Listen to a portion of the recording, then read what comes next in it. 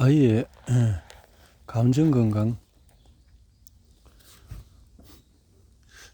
전후 아동 발달에 대한 영화 중에서 가장 큰 영향을 미쳤다고 평가되는 영화는 다음과 같이 내레이션으로 시작이 된다. 이 아이는 로라입니다. 로라는 지금 집 정원에 있습니다. 2살 반인 로라는 밝고 활동적이었다. 사랑 가득한 부모는 하루가 다르게 쑥쑥 커가는 로라의 발달 속도에 무척 감격스럽습니다. 이어지는 내레이션. 로라의 부모는 로라가 여간해서는 울지 않는다며 어느 정도 자부심이 깃든 목소리로 말합니다.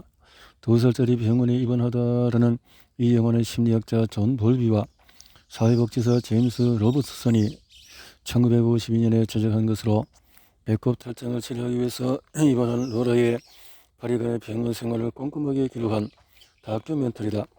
볼비가 설명드리려면 배꼽 탈장을 흔하게 생기는 질병이었다. 영화는 경미한 수술을 받기 위해서 8일간 병원에서 지내야 하는 2살 반 아이에 대한 이야기로 아이는 병원에 있는 동안에 대부분 짜증을 부렸다. 영화는 로라가 보이는 불안과 초조함을 조명함으로써 아동기에 경험하는 정상적인 고통조차도 정서 장미를 유발할 수 있다고 주장한다. 아동의 감정적인 반응에 적응한 것은 아마도 이 영화가 처음이었던 것 같다. 영화나 내레이션을 빼면은 어떤 소리도 들리지 않는다. 로라가 눈물을 흘리는 장면에서도 우리는 내레이션을 통해서 로라의 말을 들을 수 있다. 의사나 간호사가 로라를 달리기 위해서 무엇을 하고 어떤 말을 하는지 거의 들리지 않아서 이들의 노력은 멀고 낯설게 느껴진다. 영화는 로라가 특별한 아이라는 내레이션을 계속해서 들려주는데 바로 이 점에 집중력을 높인다. 로라는 병원 직원의 무작위로 선정한 아동임이 분명해 보이지만 내레이터는 로라가 자신의 감정을 조절해서 표현할 줄 아는 매우 이례적인 아이라고 말한다. 특별하고 이례적인 아이는 내레이션 불안과 초조에 떠는 로라의 모습과 대비되어 로라가 받은 충격이 얼마나 큰지 강조하는 효과를 가져옴으로써 관객으로 하여금 지금 당장 눈에 보이는 너머를 보도록 고무한다. 영화가 제작된 지 70년이 지난 오늘날 우리는 부모가 자신을 병원에 남겨두고 떠났다는 사실을 로라가 알게 되면 분명 충격을 받으리라고 생각할 것이다. 그러나 1950년대 관객은 영화를 보고 깜짝 놀랐다. 아이의 관점이 제시된 이 영화는 어른들이 기존에 가지고 있던 생각을 완전히 깨어버렸다. 당시에는 부모의 병원 면회가 자주 제한되었는데 기껏 안정돼 보이는 아이에게 또다시 느닷없는 고통을 일으키기 때문이다. 볼비와 로버트슨은 로라가 마침내 울지 않고 관심을 끌려고도 하지 않게 된 것은 좋은 징조가 아니라고 주장하며 반론을 제기했다. 이는 로라가 분리에 대처하고 있는 것이 아니라 위축되었다는 증거였다. 로라의 초조함을 드러내거나 저항하던 행동이 체념으로 바뀐 것이다. 체념으로 바뀐 것이다. 분리의 두 번째 단계인 체념은 첫 번째 단계보다도 더 위험했다. 로디라는 소녀는 1에서 4세 때 병원의 기력 요양원에 격리되어 엄마와 떨어져서 지내는 동안에 모든 인간관계가 위축되는 모습을 보였다. 로디와 엄마와의 관계는 로디가 집에 돌아온 이후로도 2년 반에 지낼 때까지 힘들었다. 로라와 로디를 비롯해서 엄마와의 분리를 경험했던 다른 아이들 역시 원래부터 불안정하거나 까다롭지 않았었다. 이들이 보인 정서적인 반응은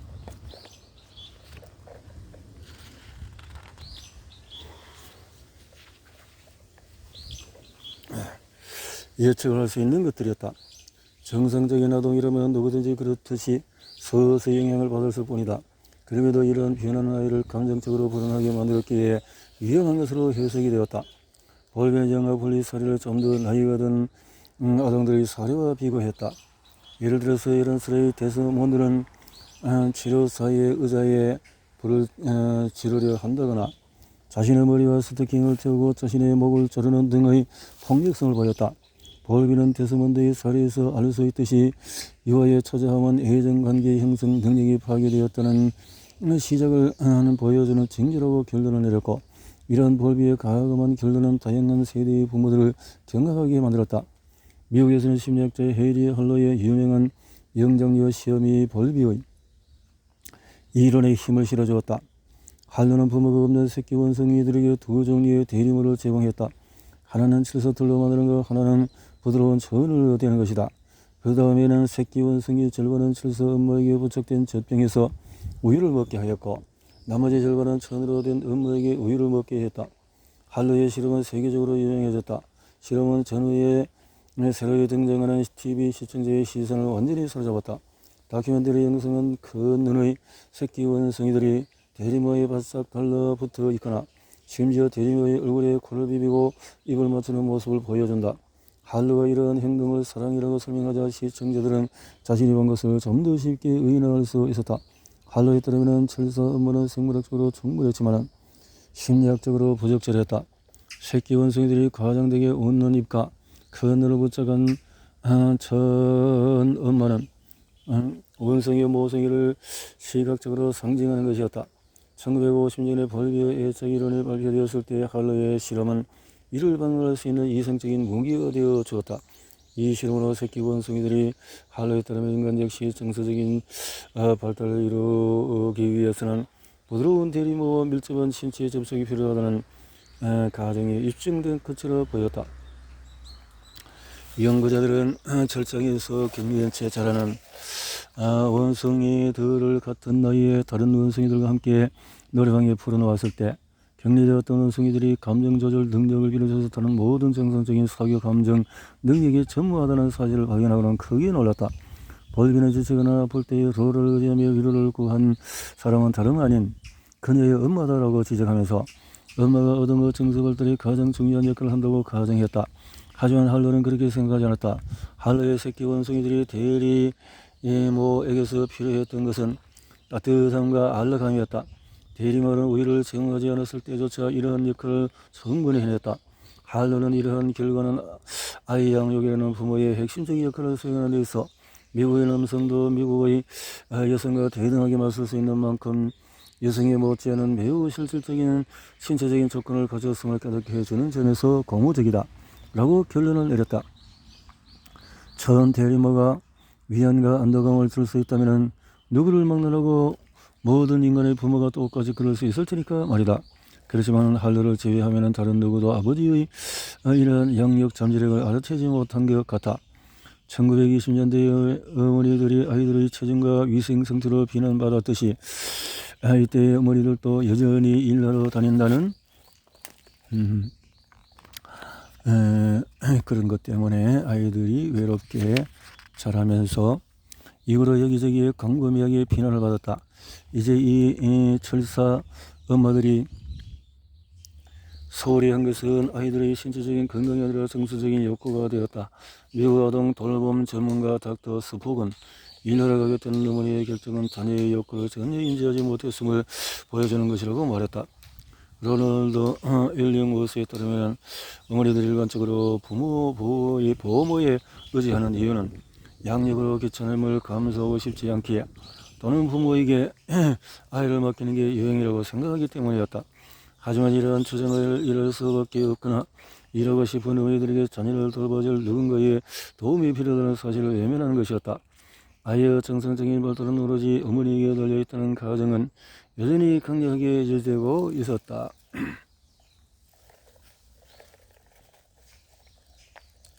서주문부터 과잉 행동까지 일링워스는 모든 정상아동이 행동 문제를 가지고 있다고 강조하며 이러한 문제를 지닌 아동들을 어쨌거나 비정상적이고 버릇없으며 신경증적이거나 부정적이라고 치부하는 것은 잘못이다라고 덧붙였다. 바뀌어야 할 사람은 대개의 부모나 또 아동이 아니었다. 볼비가 지적했듯이 심지어 아무리 사랑스러움이라곤 눈꽃만큼도 찾아볼 수 없는 아이라 할지라도 지속적인 사랑과 안정감을 필요로 하기 때문이다. 주의력 결핍 또 과잉행동 장애는 오늘날에도 여전히 논쟁거리다.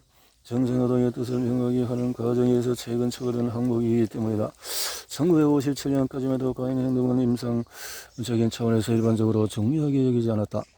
앞선 루러의 사례처럼 아동 지도의 대상은 보통 내성적이고 조용한 아이들이었다. 하지만 1975년 이후로 관심의 축은 수줍음이 심하고 신경증적인 아동에서 과도하게 활동적인 아동으로 옮겨가기 시작했다. 처음에는 과잉 행동은 정상적인 아동의 문제로 인식되었다.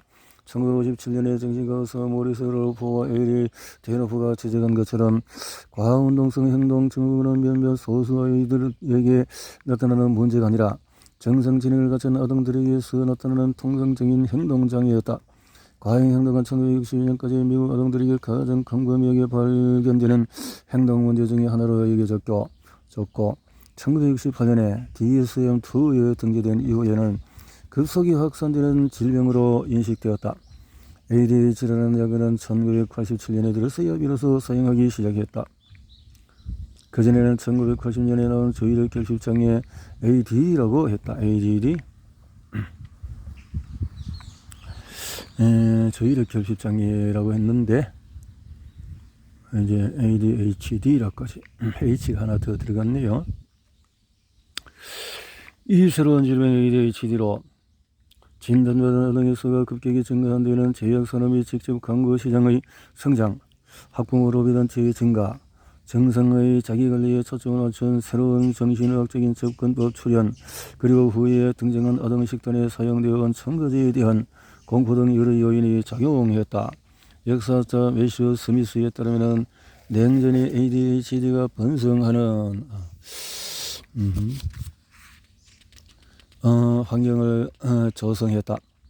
소련이 세계 최초로 인공위성 발사를 성공시키자 이 위기 의식을 느낀 미국에서는 교육 시스템을 개선해야 한다는 목소리가 높아졌다. 미국의 과학기술이 사람과 경쟁을 수정하는 아동 중심의 교육 구조가 화다음 개관 시스템으로 대체되어야 했다. 아이들은 학교에 더 오래 머물고 있는 동안에 많이 배울 것을 요구받았다. 이 지장을 주는 아이들은 점차 표적이 되기 시작했다. 아이들은 자기의 학습뿐만 아니라 그들의 학습에도 나쁜 영향을 주는 것으로 간주되었다.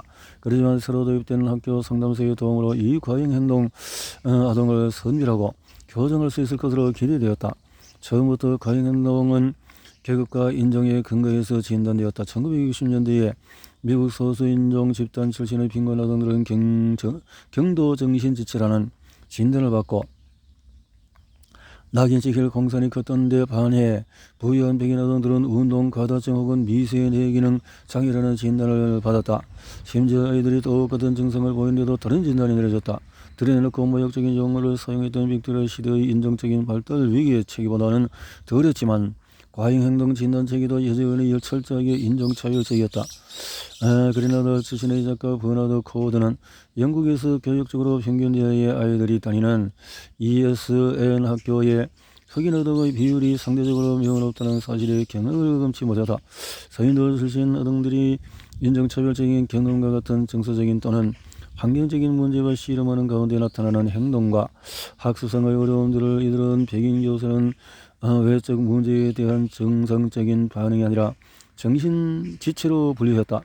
이거는 대체적으로 20세기 말 무렵에 ADHD 백인 중산층 즉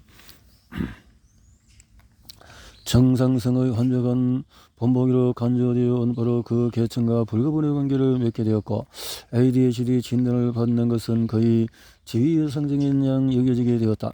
1997년에 한 연재 만화에서 은수저를 입에 문 백인 아기가 부모를 놀리듯이 다음과 같이 묻는 장면이 등장한다.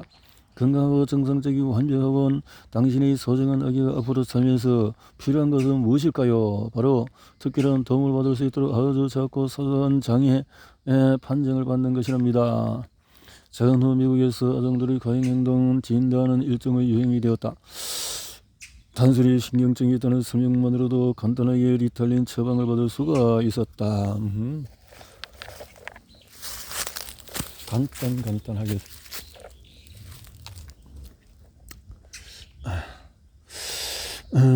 리탈린 집중력을 높이는 각성지 일정이 리탈린은 심각한 부작용이 있음에도 부모, 교사, 정신과 의사들 사이에서 저 인기를 누렸다. 어쨌거나 전후의 불비의 일링워스가 장려된 사회심리적인 처방과도 약에 의지하는 것이 훨씬 더 쉬웠다. 1993년의 무렵에는 미국에서 리탈린을 복용하는 아동의 수가 300만 명이 넘었고 성인도 ADHD 진단을 받기 시작했다. ADHD 진단이 전 세계로 퍼지면서 초기 ADHD 진단을 옹호했던 사람들까지도 우려하는 상황이 빚어졌다. 1960년대까지 과잉행동 표준 등급 척도를 최초로 개발한 심리학자 키스 코너스는 연구의학 저널의 행위로도 자신의 부고 기술을 싣게 된다면 과잉행동이 과다 진단에 대한 경고도 함께 넣어달라고 요청하면서 그러한 과다 진단을 위험할 정도로 확산하고 있는 국가적인 재앙이라고 칭했다. 우리는 모두 행동에 대한 설명을 구하는 일에 익숙하다. 그리고 이따금 정신과 진단은 아주 매력적인 설명을 제공한다. 우리의 자녀가 나쁘다거나 그래요. 게으르지가 않은데도 어떤 특정한 행동을 할 때, 그래서 다른 사람들에게 자녀의 좋은 모습을 증명해야 할 필요가 있을 때 정신과 진단은 특히 유용하다. 약물은 상담만큼이나 도움이 될 수 있다. 하지만 역사적으로 아동의 환경 관계를 탐구하던 것에서 아동에 의지하는 쪽으로 변화해 온 것을 고려할 때 이러한 변화의 또 다른 측면도 살펴봐야 할 것 같다. 볼비 시대로부터 우리는 정상적인 아동이라 할지라도 자칫 행동 문제를 일으킬 수 있다는 교훈을 얻었다. 21세기는 우리에게 약물의 도움을 있으면 까다로운 아동도 신속히 교정될 수 있다고 제안한다. 하지만 의학적인 진단과 약물 치료가 정말로 문제의 본질을 해결할 수 있을까? 우리가 아이들 행동의 과잉행동이나 자폐증을 비롯한 다른 어떤 이름을 붙일 때 아동의 경험을 형성하는 사회적인 요인들은 쉽게 간과되는 경향이 있다. 그러다 보면 늘 해오던 대로 하면서 그게 약물이 되었던 심리 상담이 되었던 계속 의존하려 될지도 모른다. 어쨌거나 다양한 학습 스타일에 맞게 하고 학습 시스템을 변화시키기보다는 아이에게 리턴을 먹이기가 훨씬 쉽다. 인종주의가 우리의 제도화된 구조를 곳곳에 자리 잡고 있다는 사실을 인정하고 해결하기보다는 흑인 아동에게 교육적으로 평균 미달이라는 딱지를 붙이기가 더 쉽다. 물론 고통받는 아이들과 애쓰는 부모들은 약물이나 심리적인 지원을 필요로 할 수 있다. 하지만 그렇다고 해서 그러한 사실로 인해서 중요한 사회적인 맥락을 보지 못하게 되어서는 안 될 것이다. 리탈린